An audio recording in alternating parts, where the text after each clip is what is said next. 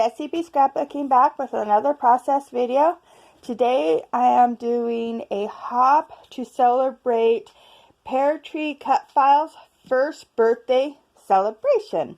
So this is a hop, so make sure you go down below and check out everybody that's in the description box, and everyone will have a link to go and see what they have done with these beautiful cut files from Peartree. This is the one that I chose. It's called Butterflies in Bloom, and I absolutely love this cut file. I went ahead and backed it off camera. It took me a couple days just watching TV and stuff with my family, and it's just absolutely beautiful. These are all scraps that I backed it with, so I can't even tell you what paper collection, because it was just scraps. So my back is very pretty. So I am going to use this cut file with these two pictures. This is my daughter and myself shooting bows. My son took the pictures. And so I am thinking of just like tucking them in like that somehow. So let's get started. Okay, so the first thing I did was cut apart some of the butterfly and flower off of this cut file, because my daughter's picture was going to cover the flower and the butterfly, and I wanted to have them show. So I am going to bring those to the front. So I'm going to use the leftover cardstock that I used to cut out the cut file, and I'm going to mat both of our photos with it.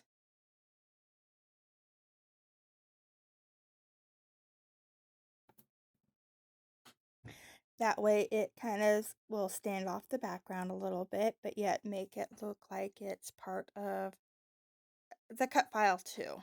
So it gives it that unity, and I like how that works. And I'm tucking that picture right into that cut file, and I really like how the butterfly wings can go over the picture there. I just cut it a little bit so the butterfly wings could go over on that light green one. And now here I am backing the other picture.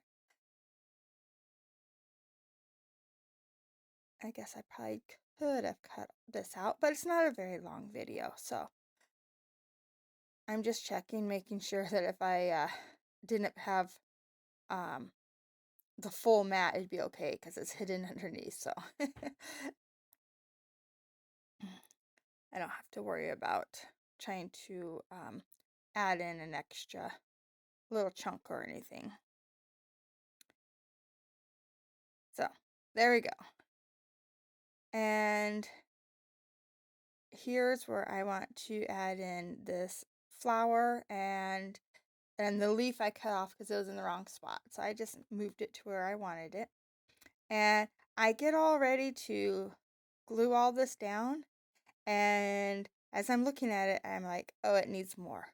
So I throw everything off, and I grab out my watercolors. And I decided I just wanted a little bit of that pinky or red poking out from behind the cut file, just so it wasn't on a plain blue background. It just needed a little something, I thought. So I'm just going to smush some red watercolor on here, and of course the red, when it hits and it gets sprayed with water, it does turn more of a dark pink, which is perfect, so the flowers in the cut file are that pink color. I did let it dry for a few minutes, but I cut that out because nothing more boring than watching paint dry. So I really like how that looks now. It just gives it that little extra something. So I put my pictures down and then get it all smushed down, and then I realized I put the top picture up too high. So I have to undo it all and push it down into the cut file a little bit further.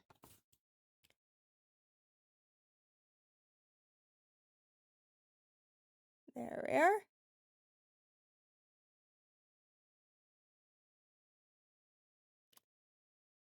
So this cut file is from a shop in Europe called Peartree, and this is their 1 year anniversary of being open, so that's pretty exciting. And she asked us if we could celebrate with her, and a bunch of us said yes, and so she sent us all a cut file that we were able to go and pick the cut file that we wanted to use, and then she sent it to us to use. So that was really cool. So this is the one that I chose, and I really like it. And yeah, it cut out super easy. I didn't have a problem with it. So, and I used it on my Cricut. Okay, so now I pulled out my Maggie Holmes sticker book that I picked up at Tuesday morning a while back, and I'm still working my way through it.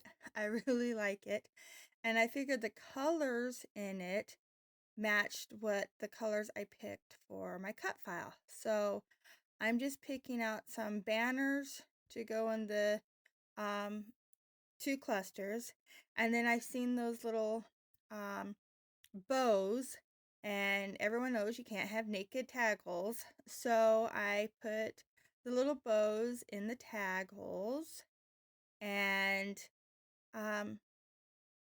I just like the way that filled it without me having to go and find some twine. It worked out perfect. And now I'm just adding in some of these beautiful flowers, and I'm put 2 in the bottom cluster, and then the one right there by where I'm going to put my title, 1 up in the top cluster, and then I cut this one here in half just to give it just a couple more spots. And now for my title, I am going to pick out this. It's a clear sticker, and it says "Stay True." And I figure that works perfect for shooting bows, because you really have to make sure you're concentrating and you keep every shot true. But it's not just the shot. When you shoot bows, you have 3 different anchor points that you shoot from, and you got to concentrate on each one to make sure your shots all count. And so I figured that title was perfect. So then I am taking from the tag holes, I picked the 2 little gold circles and I put them down. And now I am picking up little tiny itty bitty gold circles that were left over from a and sign. And so I grabbed those, and then I wanted one bigger one, so I grabbed it out of the middle of the O and the X and O. And now I'm going to put 2 more of those little itty bitty circles. And I like the way that looks. But those little, they were tiny. That's why I had to grab my tweezers. So now I'm trying to decide what else I want. And I decided to go with some green sequins. This is about the same color green as in the leaves. So I figured that it needed just that little pop of something. So I am going to move these around and get them to where I want them. And I'm using my little picker tool here to just kind of place everything and decide where they need to be. And I'm going to add a couple more up here. And then I'm going to come back in and glue them all down. But they all are going to be glued down in the exact spots that you see here. So I won't make you watch me glue them all down. I'll do a couple on camera so that you can see how I use my little tool just to pick them up and then dab glue down, and then ta-da, they're all glued down. So I was looking at it and I said I needed more.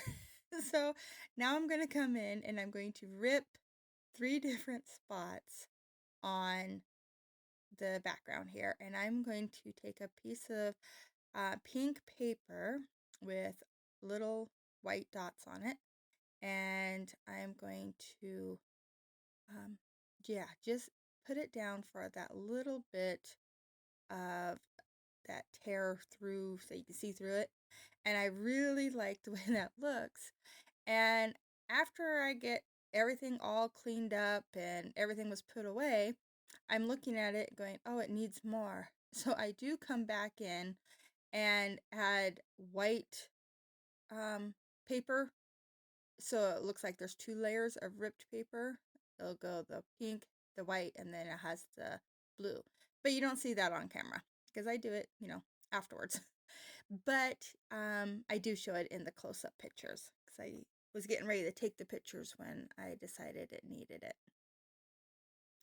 So there's my layout. I hope you like it. And I'll show you a close-up of the corners where you can see with the white peeking through. It looks really good. Make sure you go down and check everybody else out that's playing along in the hop. And check out Peartree's Cutfiles. She has some absolutely beautiful ones. Thank you so much for watching. Bye.